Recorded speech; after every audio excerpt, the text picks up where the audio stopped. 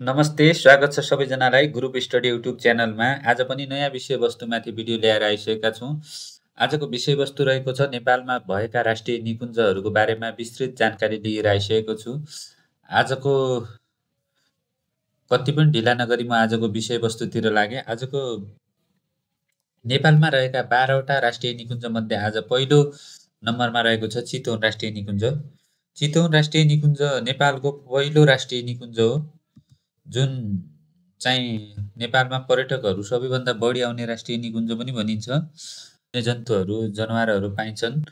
यो चाहिँ 1973 मा स्थापना भएको थियो र 1984 मा विश्व सम्पदा सूचीमा पढेको थियो। यसको क्षेत्रफल 932 वर्ग किलोमिटर रहेको छ। दक्षिण मध्य नेपालको नवलपुर जिल्ला, पर्सा, मकवानपुर जिल्लाहरूमा रहेको अवस्थित छ। यसको उचाइ चाहिँ लगभग समुद्री सतहबाट 100 मिटरदेखि चुरे पर्वतको 815 मिटर उचाइसम्म फैलिएको छ। संरक्षित क्षेत्र र उत्तर पश्चिममा नारायणी राप्ती नदी प्रणालीले मानव बस्तीहरूको प्राकृतिक सीमा बनाउँछ। चितवन राष्ट्रिय निकुञ्जको पूर्वमा पर्सा छ भने पर्सा राष्ट्रिय निकुञ्ज छ। दक्षिणमा भारतीय बाघ आरक्षण वाल्मीकि राष्ट्रिय निकुञ्ज छ भारतको, जस चाहिँ 2075 वर्ग किलोमिटर र 801 वर्ग माइल ओगटेको छ। जुन सुगन्धित संरक्षित क्षेत्रले बाघ संरक्षण एकाइ TCU चितवन पर्सा वाल्मीकिलाई प्रतिनिधित्व गर्दछ, जसले 3549 वर्ग किलोमिटर ओगटेको छ, जसमा घाँसे मैदान भयो, बज्जर भयो, वनजङ्गल औद्योगिक खण्डहरू चाहिँ चितवन राष्ट्रिय निकुञ्जमा छ। आजको दोस्रो राष्ट्रिय निकुञ्ज रहेको छ बर्दिया राष्ट्रिय निकुञ्ज। बर्दिया राष्ट्रिय निकुञ्ज तराईमा फैलिएको सबैभन्दा ठुलो राष्ट्रिय निकुञ्ज हो र एउटा जिल्लामै फैलिएको राष्ट्रिय निकुञ्ज पनि भनिन्छ। यसको स्थापना चाहिँ 1988 मा भएको थियो। पहिला यसलाई शाही बर्दिया राष्ट्रिय निकुञ्ज पनि भनिन्थ्यो, जसको क्षेत्रफल चाहिँ 968 वर्ग किलोमिटर रहेको छ। अनि यो निकुञ्ज चाहिँ पूर्वमा कर्णालीले सिमाना छुट्याएको छ भने अनि बर्दिया जिल्लामा बबई नदीले विभाजित छ। यसको उत्तर सिमाना वाल्मीकि पहाड शिवालिक पहाडको टुप्पोले छुट्याएको छ। नेपालगञ्ज सुर्खेत राजमार्गले आंशिक रूपमा दक्षिण सिमाना बनाउँछ, तर यसले चाहिँ जुन संरक्षित क्षेत्रलाई अलि बाधा पुर्याएको छ। मानव बस्तीहरूको प्राकृतिक सीमा पश्चिममा कर्णाली नदीको शाखा गेरुवा र दक्षिणमा बबई नदीले बनाएको छ। छिमेकी बाँके राष्ट्रिय निकुञ्ज पनि योसँगै जोडिएको छ, जसले दुईटै जोडेर 1437 वर्ग किलोमिटर क्षेत्रफल ओगटेको छ, जसलाई पनि बाघ संरक्षण केन्द्र भनेर बनाएको थियो बाँके राष्ट्रिय निकुञ्जलाई। यसको संरक्षण पनि TCU बर्दिया बाँके, जुन 2231 वर्ग किलोमिटर भन्दा बढी जलोढ घाँसे मैदान र उष्णकटिबन्धीय आर्द्र पतझड वनहरूमा फैलिएको छ। त्यसैगरी आजको अर्को राष्ट्रिय निकुञ्ज रहेको छ, तेस्रोमा छ सगरमाथा राष्ट्रिय निकुञ्ज। सगरमाथा राष्ट्रिय निकुञ्ज विश्वको सबैभन्दा उच्च स्थानमा रहेको राष्ट्रिय निकुञ्ज हो, अग्लो स्थानमा रहेको राष्ट्रिय निकुञ्ज हो, जुन नेपालको सबैभन्दा पहिला विश्व सम्पदा सूचीमा पढेको राष्ट्रिय निकुञ्ज पनि हो। यो पूर्व जिल्लामा अवस्थित छ। यो पूर्वको सोलुखुम जिल्लामा अवस्थित छ, सोलुखुम सङ्खुवासभामा। यसमा विभिन्न प्रकारका चौरीहरू पाइने अनि ट्रेकिङहरूको लागि प्रसिद्ध छ। यसको क्षेत्रफल चाहिँ 1148 वर्ग किलोमिटर क्षेत्रफल ओगटेको छ। यसले उत्तरमा तिब्बतको कोमोलोङमा राष्ट्रिय प्राकृतिक संरक्षण सँग अन्तर्राष्ट्रिय सिमाना साझा गर्छ। पूर्वमा यो मकालु बरुड राष्ट्रिय निकुञ्जसँग जोडिएको छ र दक्षिणमा यो दुधकोशी नदीसम्म फैलिएको छ। यो पवित्र हिमालयन परिदृश्यको अंश हो। सगरमाथा नेपाली शब्द हो, जुन चाहिँ सगरको अर्थ चाहिँ आकाश र माथाको अर्थ चाहिँ टाउकोबाट आएको शब्द हो, जसलाई संरक्षित वर्ल्ड लाइफ इन्टरनेसनलले महत्त्वपूर्ण कक्ष दिएको पहिचान गरेको छ। त्यसैगरी आजको अर्को चौथो राष्ट्रिय निकुञ्ज रहेको छ सेफुक्सुन्डो राष्ट्रिय निकुञ्ज। सेफुक्सुन्डो राष्ट्रिय निकुञ्ज डोल्पा जिल्लामा अवस्थित नेपालको सबैभन्दा ठुलो राष्ट्रिय निकुञ्ज हो, जसको एकमात्र ट्रान्स हिमालयन राष्ट्रिय निकुञ्ज पनि भनिन्छ, जसको स्थापना चाहिँ 1984मा स्थापना भएको थियो। नेपालको मध्यपश्चिम क्षेत्रको डोल्पा र मुगु जिल्लामा अवस्थित छ, जसले 3555 वर्ग किलोमिटर ओगटेको छ। यसको माइल भन्दा 1373 वर्ग माइल पनि भन्न सकिन्छ। यसको उचाइ यसको संरक्षित क्षेत्रको उचाइ चाहिँ 2130 देखि 6885 मिटरसम्म फैलिएको छ। सेफुक्सुन्डो ताल पार्कको प्रमुख विशेषता हो, जुन चाहिँ 3612 मिटरको उचाइमा छ, अवस्थित छ, जुन सेफुक्सुन्डो ताल। यसको मुख्य चाहिँ पार्कको मुख्यालय डोल्पा जिल्लाको पाल्कममा छ। र आजको अर्को 5औं राष्ट्रिय निकुञ्ज छ खप्तड राष्ट्रिय निकुञ्ज, खप्तड नेसनल पार्क। खप्तड राष्ट्रिय निकुञ्ज नेपालको सुदूरपश्चिम प्रदेशमा अवस्थित एक संरक्षित क्षेत्र हो। यो निकुञ्ज पनि 1984मा नेपाल राजपत्र अङ्कितमा समावेश भएको थियो, जसले नेपालको 225 वर्ग किलोमिटर क्षेत्रफल ओगटेको छ। यहाँ विभिन्न ओगटेको छ। बफर जोन क्षेत्रफल चाहिँ 216 वर्ग किलोमिटर छ। यो निकुञ्ज पश्चिम नेपालको एकमात्र मध्य पर्वतीय राष्ट्रिय निकुञ्ज हो, जसले एक अद्वितीय र महत्त्वपूर्ण पारिस्थितिक प्रणालीको प्रतिनिधित्व गर्दछ, जसमा हाम्रो स्वर्गीय स्वामी खप्तड बाबाले 1940को दशकमा त्यहाँ चाहिँ ध्यान र पूजा गरेका थिए। उनको लगभग 50 वर्ष एक साधुको रूपमा त्यहाँ जुन खप्तड राष्ट्रिय निकुञ्जमा बिताएका थिए। यो क्षेत्र चाहिँ राजधानीबाट टाढा र मान्छेको पहुँचबाट टाढा भए पनि एकदमै पर्यटकहरूको लागि आकर्षक केन्द्र र एकदमै महत्त्वपूर्ण राष्ट्रिय निकुञ्ज र सुदूरपश्चिमको गौरवमय एउटा राष्ट्रिय निकुञ्ज हो। त्यसैगरी आजको अर्को राष्ट्रिय निकुञ्ज रहेको छ मकालुबरुड राष्ट्रिय निकुञ्ज। मकालुबरुड राष्ट्रिय निकुञ्ज पनि निकुञ्ज हिमालमा रहेको एक राष्ट्रिय निकुञ्ज हो, जसको स्थापना चाहिँ 1992मा स्थापना भएको थियो। निकुञ्जको पूर्वी विस्तारको रूपमा स्थापित भएको थियो। यो विश्वको एकमात्र संरक्षित क्षेत्र हो, जसको चाहिँ उष्णकटिबन्धीय वन र हिउँले ढाकिएका चुचुराहरू छन्, जसको 8000 मिटरदेखि 8000 मिटरभन्दा बढीको उचाइमा पनि छन्। यसले चाहिँ सोलुखुम्बु र सङ्खुवासभा जिल्लामा लगभग 1500 वर्ग किलोमिटर क्षेत्रफलमा फैलिएको छ।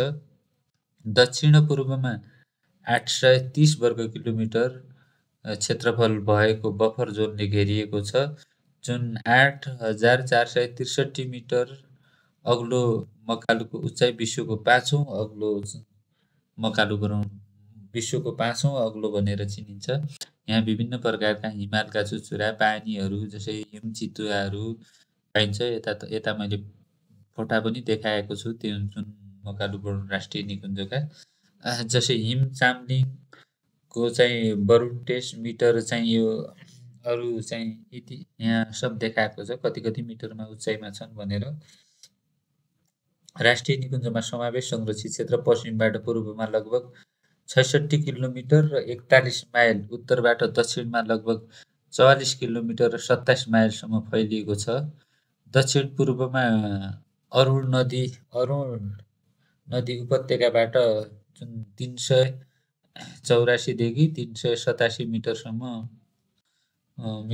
फैलिएको छ, उचाइमा फैलिएको छ।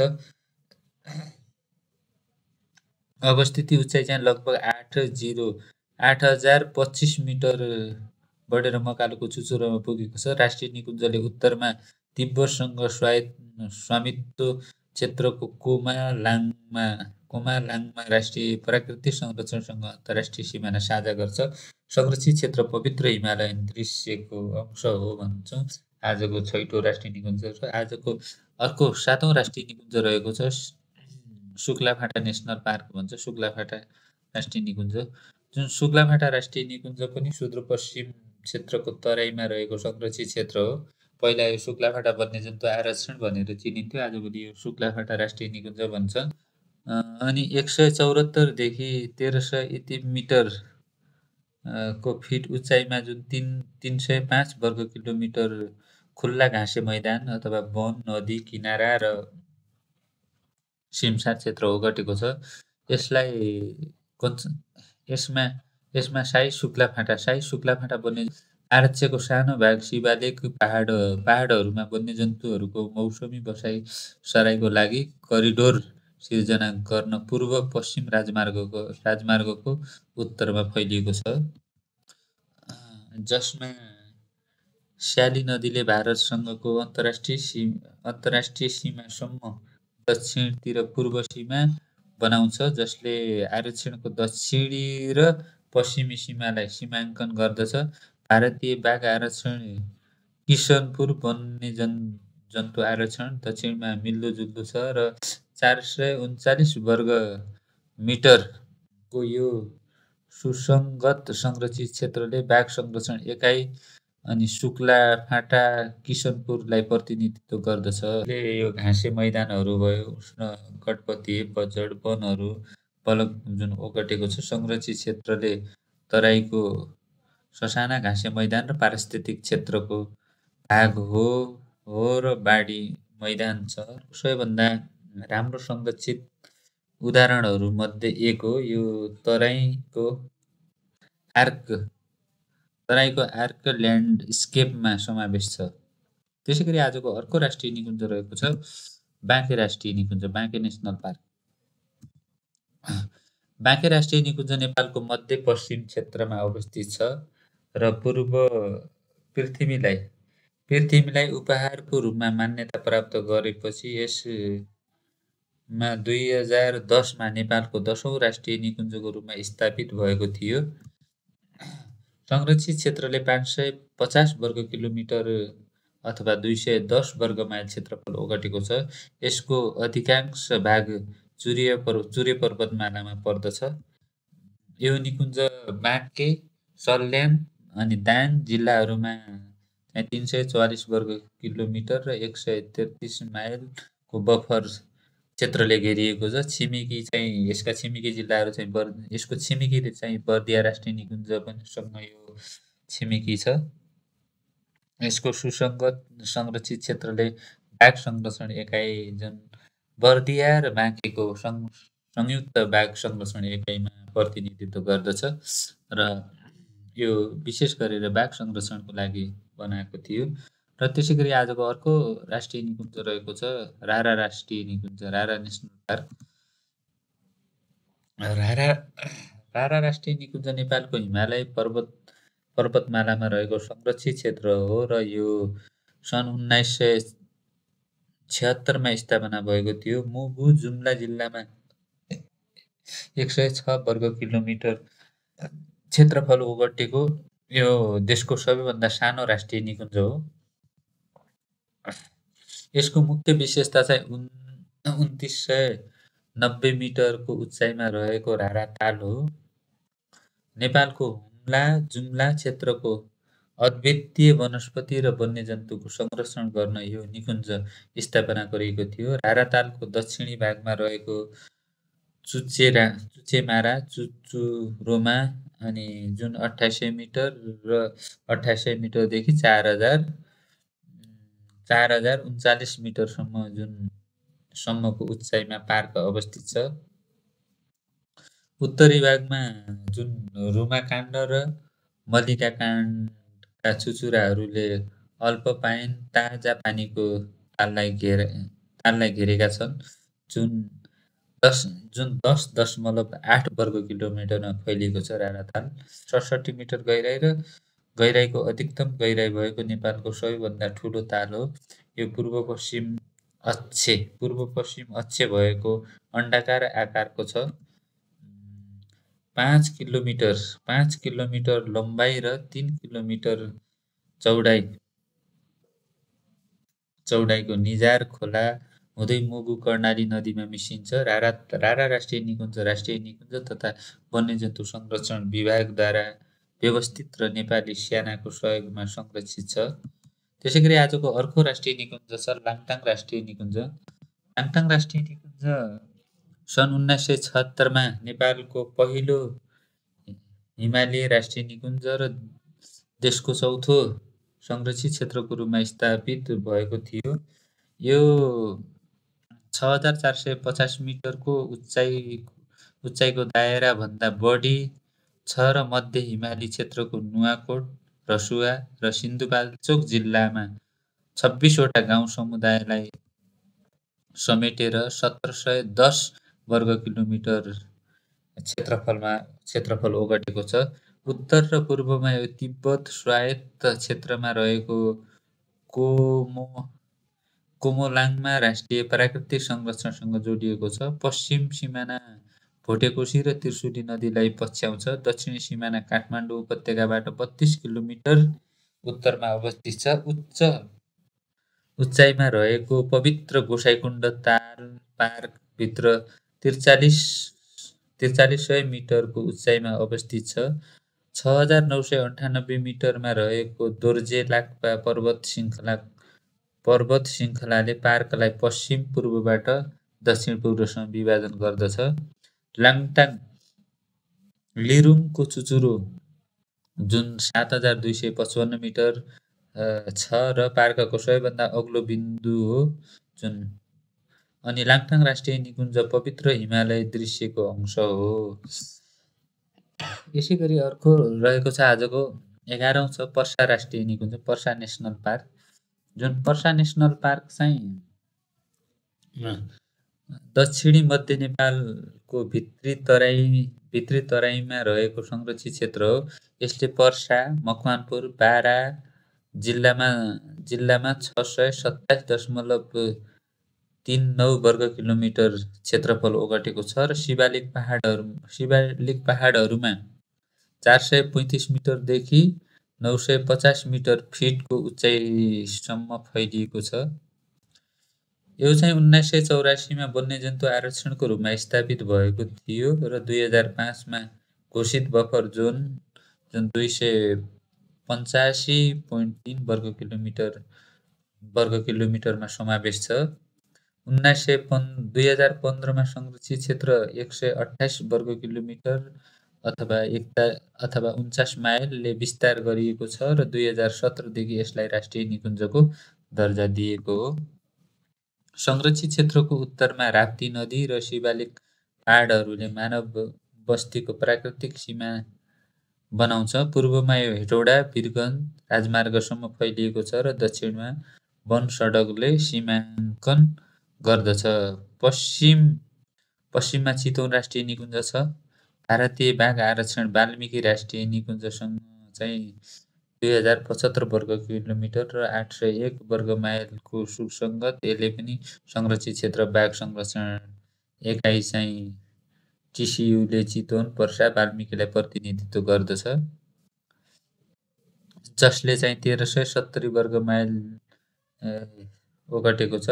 घाँसे मैदान र आर्द्र पतझड वनहरूको बलक ओगटेको छ। संरक्षित क्षेत्रमा परिणत हुन्छ। अघि यो क्षेत्र शासक वर्गको शिकार स्थल थियो पहिला चाहिँ यसलाई, आजभोलि चाहिँ यसमा राष्ट्रिय निकुञ्ज संरक्षित क्षेत्र भएको छ।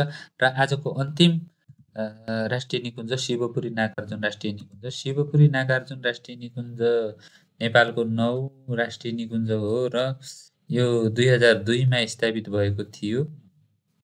यो काठमाडौँ उपत्यकाको उत्तरी किनारामा देशको मध्य पहाडहरूमा अवस्थित छ र 2732 मिटर उचाइमा रहेको शिवपुरी चुचुरोको नामबाट यसको नामाकरण गरिएको हो। यसले काठमाडौँ, नुवाकोट र सिन्धुपाल्चोक जिल्लाहरूमा 159 वर्ग किलोमिटर अथवा 61 वर्ग माइल क्षेत्रफल ओगटेको छ, जुन चाहिँ 23 वटा गाउँ विकास समितिसँग जोडिएको छ र पश्चिममा संरक्षित क्षेत्र धादिङ जिल्लासम्म फैलिएको छ